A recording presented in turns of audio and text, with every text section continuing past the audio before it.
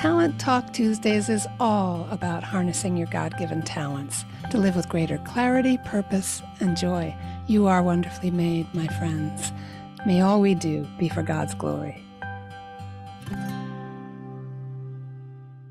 Hello and welcome. I'm Lisa Mladinich, your host, and today on Talent Talk Tuesdays, I'll be discussing part 2 of a 10-part series based on my free ebook, which you can download at my website, called 10 Ways Your Talents Can Transform Your Life.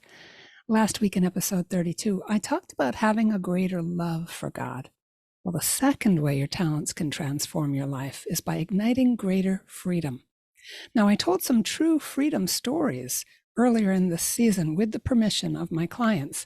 So check out episodes 2, 3, 4, and 5 for true freedom stories. These are all based on talent development. Okay, so the essential idea here today is that each member of the body of Christ has a role to play. We've all heard this, right? And understanding that role through the gifts we've been given sets us free to embrace our truest gifts and callings and live with greater purpose, enthusiasm, and joy. Now, you know I love Clifton Strengths. It's a profoundly useful way to find access points into the uniqueness of God's design in each of us. But last week I also mentioned an assessment called APEST, and I'd like to highlight it a little bit today. The APEST, A-P-E-S-T assessment is based on St. Paul's letter to the Ephesians, where he names the 5-fold ministry giftings. I'm going to read from it in a moment. And those are some ways that God intends us to uniquely build up the body of Christ. But St. Paul also says that these gifts set us free to live in authenticity and stability. And as I read it aloud, listen for the sacredness of the maturity these gifts have the power to offer us. Okay, so the gifts themselves have this power to offer us growth and maturity, to become more and more like Christ. So to begin with, St. Paul references the death and resurrection of Christ and his holy purposes for us together. Again, these are in chapter 4 of St. Paul's letter to the Ephesians, and they're verses 10 through 16. Here we go.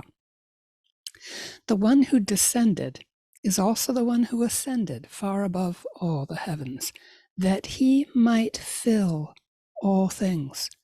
And he gave some as apostles, others as prophets, others as evangelists, others as pastors and teachers, to equip the holy ones for the work of ministry, for building up the body of Christ, until we all attain to the unity of faith and knowledge of the Son of God, to mature manhood, to the extent of the full stature of Christ, so that we may no longer be infants, tossed by waves and swept along by every wind of teaching arising from human trickery, from their cunning in the interests of deceitful scheming.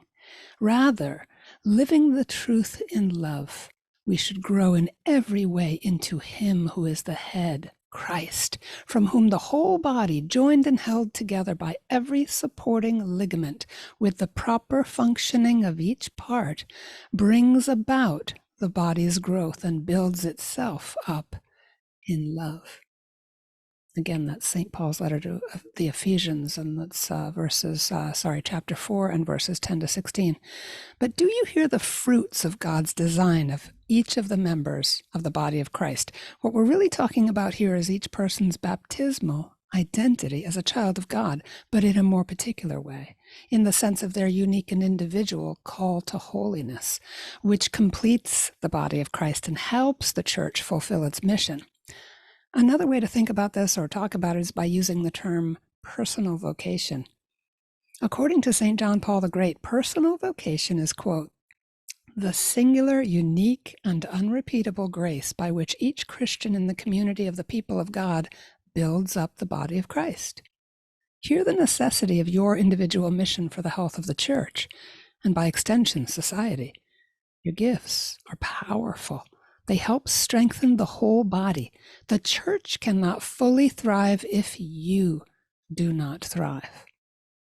And as I said in my ebook, 10 Ways Your Talents Can Transform Your Life, knowing that God poured his design into you with great love and that he intended for you to be gifted with your particular capabilities at this time in history, in this season of your life, with these people and problems, gives you the freedom to act on those gifts every day as you clarify a greater vision for your life and as you live out your greater purpose with gusto. That's freedom. Knowing your God-given design and purpose and living in those holy gifts,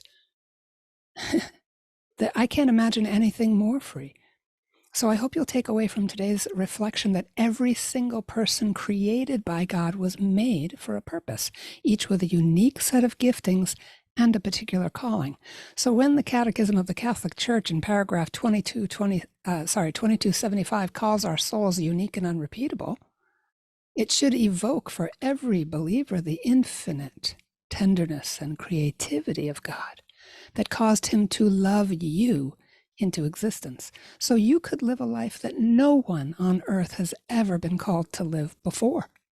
There isn't and has never been anyone just like you or me, ever, and never will be again. Unique and unrepeatable. There's a great Catholic book on this topic by Luke Burgess and my friend at Franciscan University, the great Dr. Joshua Miller. He and Luke Burgess are the co-founders of the Inscape Center for Personal Vocation. It's a wonderful apostolate, and their fantastic book. It's called Unrepeatable, Cultivating the Unique Calling of Every Person. I highly recommend it. So this bears repeating. Knowing your gifts sets you free to live with God's purpose for your life. And listen, I'm in my 60s and still discovering God's unfolding plan for my gifts. This is constant discernment. So if you're no longer young and you think it's too late, refer to Romans 11:29. For the gifts and the call of God are irrevocable. Your gifts can never be taken away from you. They can be unrecognized, neglected, postponed, wounded, used poorly. Sure, all of those things. But they are always discoverable and redeemable and able to be nurtured and developed to be used lovingly for God's glory right now in this season of your life. Here and now, your gifts are intended for His glory and your fulfillment. Knowing how you are gifted confirms those deep, holy desires and dreams that God has placed in your heart. And those holy desires are rooted in gifts that have the capacity to grow strong very rapidly and help you fulfill your mission. And they can be directed toward the good, the true, and the beautiful, and come fully to life. Your awareness of your gifts sets you free in a sense, gives you permission, opens the door to a true, authentic, and rewarding life like no other, and for such a time as this. Here's another important point. Because so many people of faith are spread incredibly thin serving others, their service is a very good thing, but too many of us try to do it all. But understand that your gifts help to reveal who you are and who you are not. I see my clients become re-energized when they grasp this, when they make space for their talents and their underlying needs, because they start to feel what living in their gifts can do for them and for the people they are called to serve. And knowing what they are not called to do sets them free to stop doing the wrong good thing. Think about that for a moment, the work that others are called to do. The late, great Stephen Covey famously said, "The enemy of the best is often the good." And good people are exhausting themselves trying to do it all. You know the things. They should be done. They are worthy things, but they drain you. They make you feel unmotivated and stressed, but they are ways of being and doing that are just right for someone else. It's their joy, their calling, and your dead end. So letting there be space to rest where once there was burnout, make space for someone else to enjoy and thrive in doing the things that you are not called to do. And that, my friends, is another kind of holy freedom. At root, it's having the humility to lay down what is not your calling and make way for someone else to thrive and learn and grow in their gifts. It's a new way of thinking about the word supernatural. At our best, we are being supernatural because we're focused primarily on being the best you or me, not somebody else. not your high-achieving sibling or, the favorite in the family or whoever that person is that you think you should be. Maybe that you've been compared to all your life or that you see on social media that looks like they have it all together. You are supposed to be the unrepeatable person God has designed you to be. Supernatural. And as a result, you become energized, magnanimous, and ready to serve. It is a kind of humble joy that comes from living in our talents and really being in your own swim lane, really knowing what it is that you're called to do, of giving your yes to God and not living someone else's life. I hope that makes sense. So let's review. You are, first of all, purposed in your design, and discovering that design leads to the freedom to live with purpose, to live for God's glory, to live with gusto. It's really that simple. Easy? No, but not hard to understand. Next week, I'll be talking about how your gifts can unleash a beautiful and holy confidence in you. And just like last week, I'm going to leave you with some questions to ponder. Here we go. Since you can be certain that God has specially gifted you in some way, take some time this week to pray and ask God to bring to mind the gifts that give you the greatest sense of freedom. Explore this question by answering these follow-up questions. What comes naturally for you? What makes the time pass rapidly? What do people tell you you're good at? What unlocks your joy? What can't you wait to do again? And really notice what gifts are coming to mind. Take some time with this.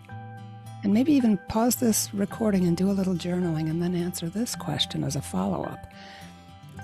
If you could be absolutely assured of success, what would you do with your life? Be bold. Invite Jesus to help you hold this question in your heart. It's completely private, right? Nobody's going to laugh. Take it to the Lord and ask Him to give you the courage to glimpse a new vision for your own authentic freedom. And then, if you can, share your thoughts with someone you trust. And you can even email me. I'd be happy to hear what you've discovered. That would be so cool, and I'd be praying for you. So remember, you are wonderfully made, my friend. I'm praying for you. Please pray for me too. God bless you.